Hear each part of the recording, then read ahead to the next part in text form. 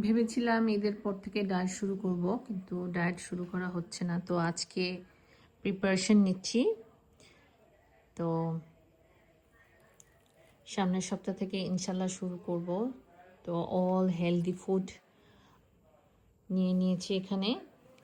তো একদিন হয়তো বা একটু মাশরুম করব, একদিন স্টার ফ্রাই অ্যান্ড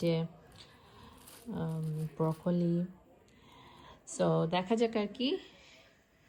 তো কে কে আমার সাথে ডায়েট শুরু করবেন, করতে পারেন চাইলে। আমি আসলে এখন মনে হচ্ছে ওয়েটটা একটু চেক দেওয়া দরকার।